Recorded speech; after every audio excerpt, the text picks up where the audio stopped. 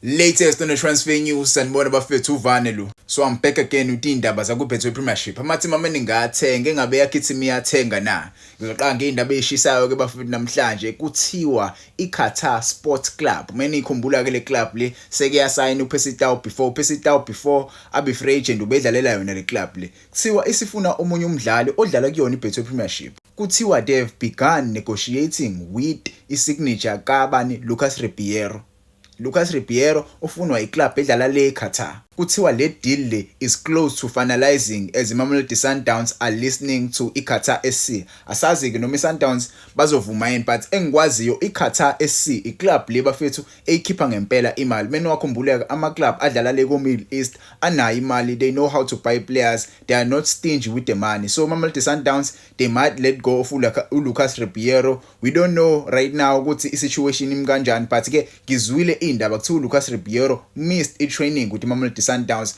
Menikhumbula kahle iSundowns they are holding banama pre-season games abawadlalayo le. Kuthiwa uLucas Ribeiro ubonakale engasekho kulawo ma pre-season games alapha eRustenburg. Badlala ama pre-season games up behind doors. Asazi noma udaba lakhe lizoba concluded in ngoba iMamelodi Sundowns kuleli sonto iyodlala MTN8. Njengoba uyodlala nje MTN8 bamdinga impela uLucas Ribeiro but ke we might see uLucas Ribeiro joining Qatar SC. Ngangitshela kuma comments bafethu, do you think uLucas Ribeiro must join iQatar SC noma kumele ahlale aqhubeka adlalele iMamelodi Sundowns? But ke I think iClub World Cup umjida imkhuphulile izinga lakhe lokudlala nama club amakhulu asayambona ukuthi umdlalo wangempela lo udeserve ukudlala on the big global stage. Yabo ibhola nje liphakeme. Kwezinye zeindaba regarding lo mdlalo bafethu umphambanisi umdlalo odlalela iMarumo Gallants kuthiwa last season udlale ama games ayi26. Lawo ma games lawo wadlala ngama documents angekho umthethweni. Yabo ayengekho umthethweni ama documents ayidlala ngawo. So singaze sibone iCape Town City iluwini icala ibuyela kuBetway Premiership. Kodwa ke kuneyinkinga ezikhona. Lokho kuzodala ukuthi ileague uthi ime kancane ukuqala because maningi amathema azofuna ukungena nawo. Kaizer Stars izofuna nawo ukungena kuBetway Premiership because nabo bawadlala ama playoffs, so they need to get in kuBetway Premiership. Yabo, so ngenzeka ngempela kubalwe kahle ama points. Ididakuthola ama points iMarumo Gallants mase siyabheka iCape Town City izongena noma cha mase kudlala ama playoffs kabusha. Asazi noma udaba lolu oluzoqhubeka kodwa izinto mezimkanje akukho mnandi for ileague yale South Africa. Ungangitshela ama comments mele kwenziwe njani izinto mezinje because ileague ngenzeka ngempela ipostpone iziqala mhlambe ngoNovember.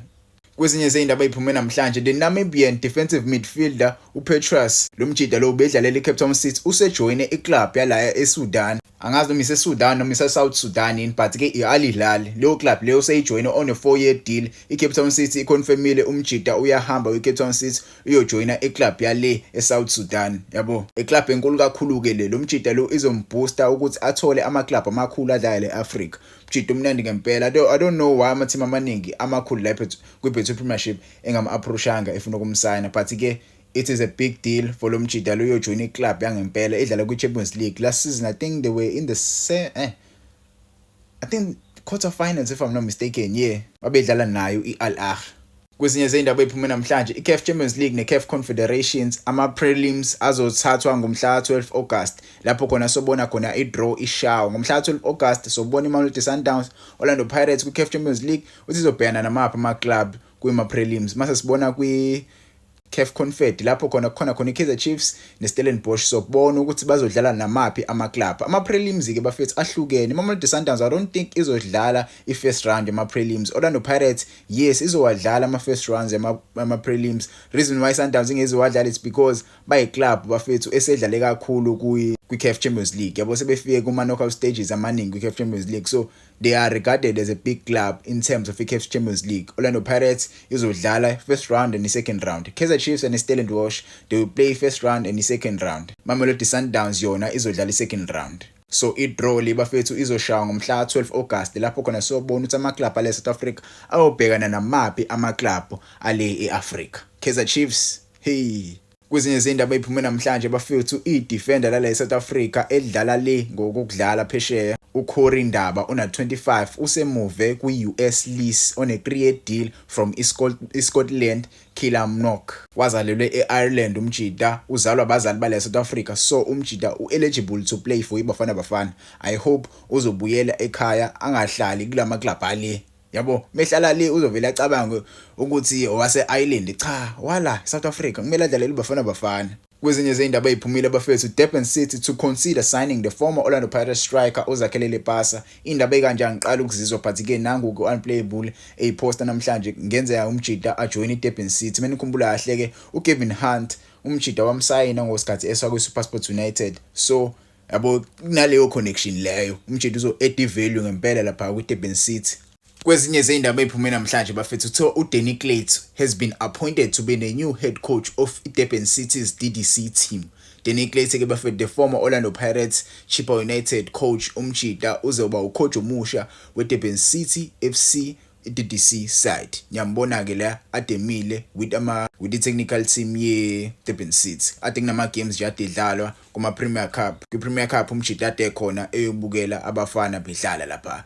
Neshwa ke Durban City ayikwazanga ukuyiwina leyo competition iwine Richards Bay kuma final lapho khona Richards Bay ithola penalty ngomzuzu ogcina ngci Durban City ke yadliwa ngaleyo penalty. Bafethu ngicane ngitshela kuma comments regarding i-stadium Richards Bay. I-stadium Richards Bay asikho sihle ngizwa kuthiwa kwaspendwe imali engango 200 million. Wangitshela ama comments, are you happy with the state of that stadium noma cha? But ke ngithe ngisibona mina asikho sihle ngempela. Wangitshela ama comments regarding that stadium. Ningakhohlwa bafethu AmaZulu FC akhiphe ijezi lalo le home and away nalike ijezi le home elizogqokwa AmaZulu kule season ezoqala nje. Ningakhohlwa basathanda kusponsorishwa iPrimo ibrand entsha le bafethu esponsorisha amateam amaningi. I think iMagesi la season yayisponsorishwe iyona iPrimo.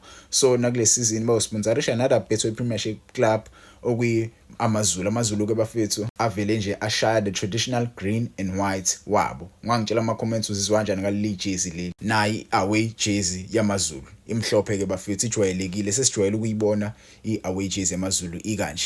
Yabo yinhle ngempela, you can see the pattern lapha. Yabo umuntu obelidesign leli jezi ubecabanga ngempela ngiyalithanda ijezi likanje elingabi nezinto eziningi. Kwezinye izindaba eziphumile bafethu uFakri Lakay has completed a permanent move to Cleopatra FC after his loan from Pyramids last season. Menikhumbula kahle ka did a video regarding this player uthi ngenzeka ngempela imove yakhe with Cleopatra ibe permanent move. Naku ke sekonfirmiwe la ukuthi umjida uzohamba ashiya Pyramids ayojoina Cleopatra FC yase Egypt. Kwezinye izindaba Orlando Pirates product uFezile Gcaba has joined the Durban City on loan from Richards Bay. The 26-year-old defender was part of Bafana squad 2025 COSAFA. Kwezinye izindaba bafethu uSomila Nsundwana remains a free agent after leaving Richards Bay. I-potential move yakhe with Chippa United didn't materialize. So umjida right now uyi-free agent ubefunwa iclub enjengesikhukhune ubefunwa iclub enjenge Richards Bay. Asazi kumjida kuzowenzakalani right now because i-deal yakhe with Chippa did not materialize.